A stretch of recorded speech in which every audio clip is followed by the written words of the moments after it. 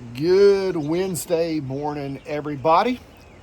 Hope and trust you're having a great day. It's a beautiful day here in North Carolina. Got a thought I want to share with you today, and it's something that I've dealt with in my life, we've all dealt with in our lives, and it really comes down to a question that God asked Cain in Genesis chapter 4 and verse 6. Now, we'll paraphrase this a little bit, but it's a question and advice. Why are you angry? Why is your face downcast? If you do what is right, will you not be accepted? But if you do not what is right, sin is crouching at the door. It desires to have you, but you must rule over it. That is great advice in any situation. For Cain wanted to worship God in his way. And it led to comparison, it led to envy, it led to jealousy, it led to frustration, and later it led to the murder of his brother Abel. I see this a lot in the ministry. People want the gospel in their way. People want to worship in their way.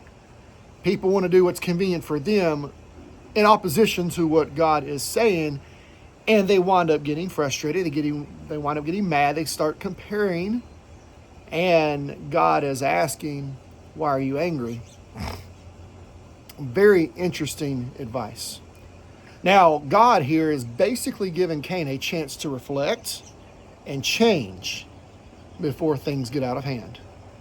What is interesting here is God does not condemn Cain.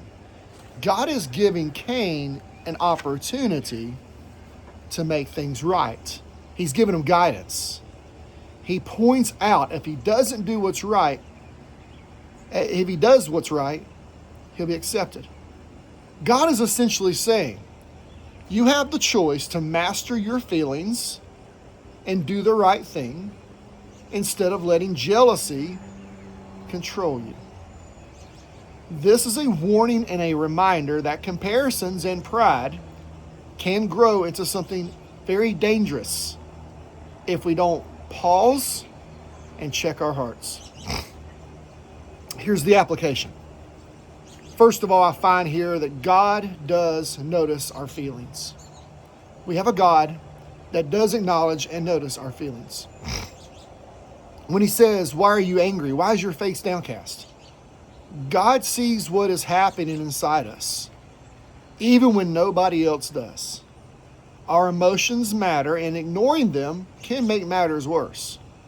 In our life, when we feel jealous or when we feel upset, it's a signal to pause and reflect rather than to act impulsively. What an incredible question for self-diagnosis, because anger is the light on the dash. It is a revelation of something underneath the hood that's wrong in our hearts. So we pause, we take a time out, then act impulsively and say something or do something that we will regret. Number two, we have a choice. He asks them, if you do what is right, will you not be accepted? We are responsible for how we respond to our emotions. We can choose a positive reaction instead of a harmful one. In our life, instead of lashing out or holding a grudge, you can choose kindness, honesty, or hard work. Number three, sin is always crouching at the door. The warning here, negative emotions and temptations can grow if we feed them. The emotion, the temptation is not the sin. You start feeding that, it becomes sin. Awareness and self-control are the key. In our lives, if we notice envy creeping in out of jealousy or comparison, it's better to acknowledge it and redirect it and let it go toward our growth instead of letting it lead to harm.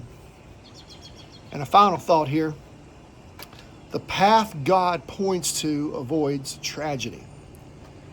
God is giving Cain a chance to fix things before they get out of control.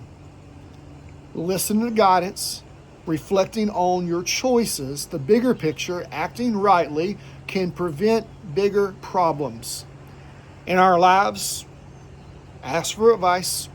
Take a deep breath. Pray before you react. That can stop small issues from turning into big regrets. So God has got great advice there in Genesis chapter 4, verse 6, all the way in the first part of the Bible, that even applies to us today, because there's one thing that's constant. Though cultures change, people do not change.